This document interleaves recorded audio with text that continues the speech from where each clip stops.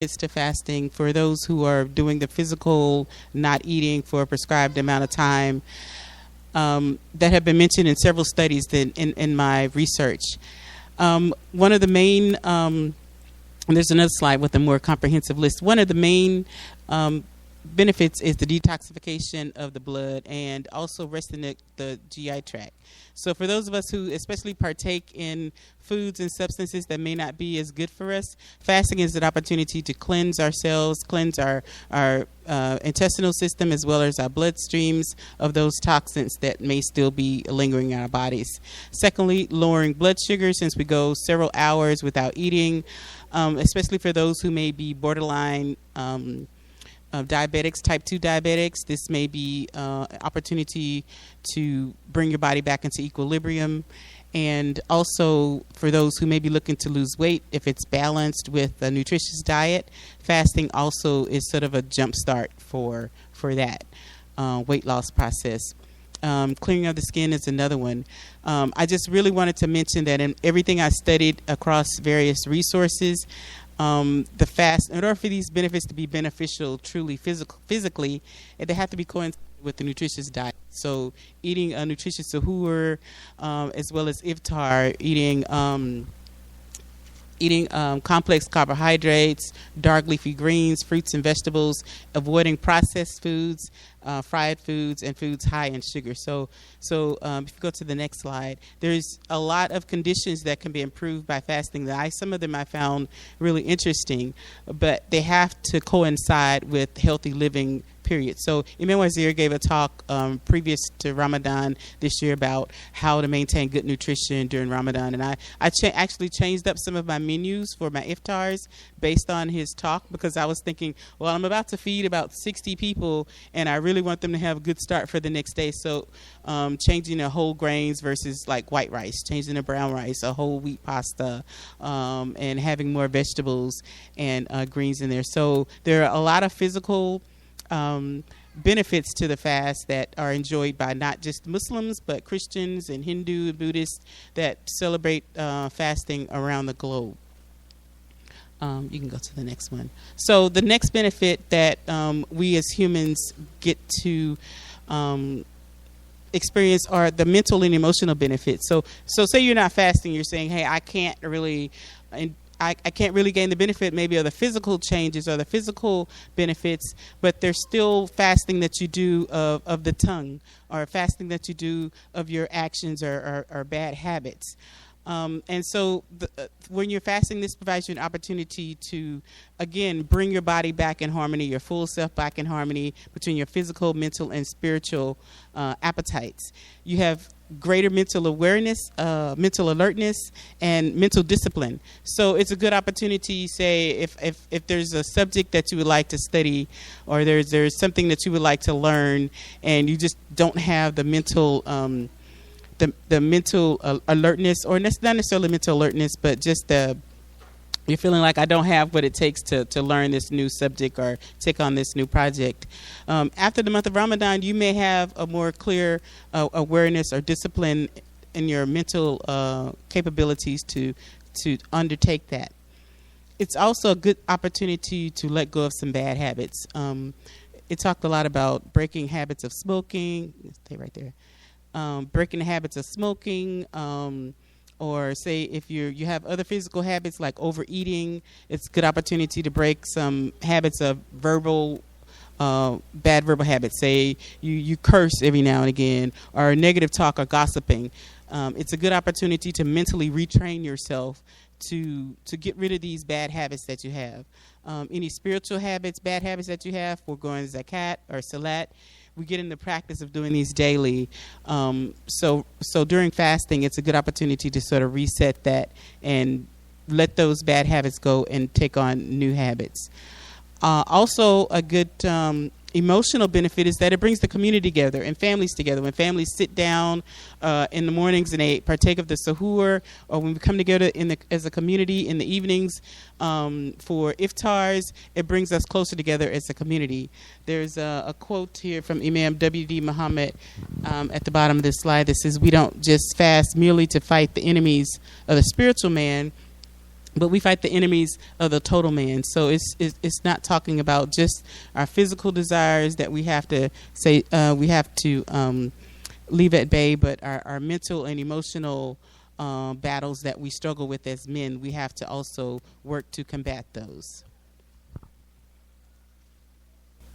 I also like to tell people, I want to mention, if you have strange family members or someone within the community that you have an issue with, while you're fasting, this is a good opportunity to reach out to those individuals, because you're behaving and you've been behaving all month at a higher level of consciousness, a higher level of peace, a higher level of taqwa. So it's a good opportunity to reach out, especially if they're a fellow believer. Reach out to those individuals and mend those relationships. Okay, so the last benefit of fasting are the spiritual benefits, and this is what we talk about most, are the spiritual benefits. But I also wanted to go a little bit deeper, just even beyond taqwa, which is our stronger connection to Allah that we experience when we're participating in fast. Imam W.D. Muhammad commented, and this one sort of goes along with the previous slide also, that at the end of the Ramadan, those who have kept the fast will receive their benefits very soon. Not only will you see a change in your personal life, but you will see a change in the community of Al-Islam. So, I mean, if you physically see your changes as you change your diet and as you partake of the fast, and you see changes and some of the ailments decrease, and then also as your mental alertness and you let go of some of the bad habits, you'll see changes in your personal life. But the experience in the community should be different at the end of Ramadan, and I think we've all experienced that at the end of Ramadan. The second point that I wanted to talk about increasing through my research is the spiritual intelligence, or spiritual enlightening. Spiritual intelligence, if you're not familiar with what spiritual intelligence is, it's one of the three quotients. So you have IQ or cognitive quotient or intelligence quotient. So you hear someone say that a smart person has a high IQ, right? But there's also an emotional quotient and a spiritual quotient. The intellectual and the emotional quotient are located in the right and left side of the brain, where the spiritual encompasses all of those. So you cannot have a strong spiritual quotient if you're not exercising your intellectual self, and if you're not exercising emotional restraint. So someone who has a high spiritual intellect or spiritual intellect quotient is going to be someone who has restraint in both their intellect. They use their intellect for good, as well as their emotions. They're not someone who flies off the handle whenever there is a difficult situation that comes along. And the person who manages all of those with a high spiritual quotient is someone who uses their soul or their spirit to guide them versus their ego. And that's the main definition of what spiritual intelligence is. It's the ability to behave with wisdom and compassion while maintaining inner and outer peace regardless of the situation. So fasting heightens this awareness in you, and it's a good opportunity to grow spiritually in that realm. One of the next benefits is just the benefits of the blessings that you receive from Allah. I give people this example a lot. I've had several medical issues throughout my adult life, and one year I decided I was going to fast. Against my doctor's orders, but we had a conversation and we sort of changed my medicine around. And at the time, I was on a kidney transplant list, but it'd been almost 2 years and I hadn't received a transplant. And on my 5th day of fasting, I was actually preparing iftar meal for the community here at the masjid, and I got the call from the hospital saying they had a kidney for me. Actually, I didn't get the call. My sister got the call because I didn't answer the phone because I was cooking food in the kitchen. So alhamdulillah, 7 years later, I still have the kidney, but I've always like to testify to the blessings of Allah, of those who are steadfast in their fast and sincere in their intentions, that the blessings can be boundless. So we always want to keep that in mind when we're undergoing the fast and the benefits. But the advice that I will offer to you as well as to myself is to take advantage of fasting and the benefits that they offer us. But the main benefit is in that return to that state of fitra, that state of harmony between our physical, mental, and spiritual selves. And and to contemplate on that and the culmination of the whole life, and to continue these practices well beyond fasting, well beyond the month of Ramadan and the non-obligatory fast, to continue these habits that we've now created over this time period that we've been at a higher level of thinking and physical manifestation, to take that opportunity to continue that in our daily lives so that we can sort of elevate ourselves as humans and our families and our communities. And that's all I have. Thank you. Each of our presenters gave really good information, and it was exhaustive. It wasn't superficial. They didn't really skim the topics that much. They gave in-depth information that we could use. And there are one or two points I would like to recap and highlight from their presentation. Starting off with the fact that when we are fasting, if we only fast from food, then we're not really fulfilling the purpose of the fast. We need to restrain ourselves. We need to abstain, stay away from the harmful talk, harmful actions, attitudes that we have towards other people. We need to abstain or refrain from those, and that we should increase our good deeds and our charity. Increasing good deeds and charity while we're fasting. And then you think about it. The next step is that fasting isn't just for Ramadan. We can do voluntary fast almost any time. The prohibited days are very, very few.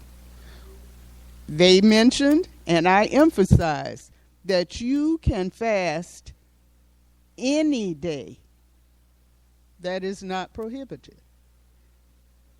The prohibited days you can count on your hand. So any other day, you can make the intention and fast sincerely for Allah, and Allah will reward you in the same way that He does during Ramadan.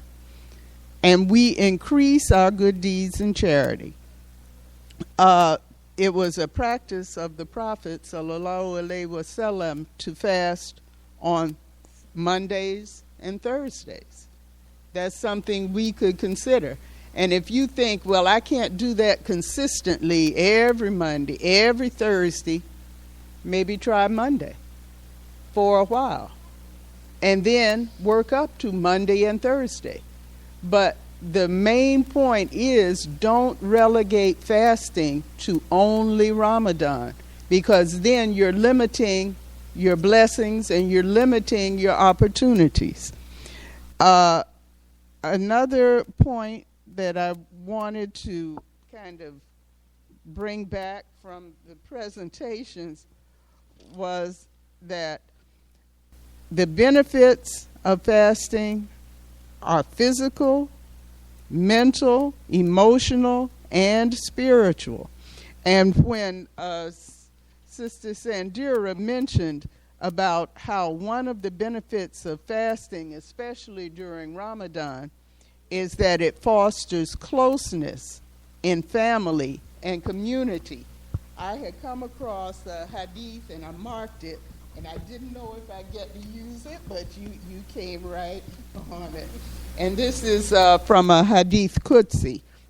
And it says, on the authority of Abu Huraira, he said that the Messenger of Allah, peace and blessings upon him, said, the gates of paradise will be opened on Mondays and on Thursdays, and every servant of Allah who associates nothing with Allah will be forgiven, except for the man who has a grudge against his brother.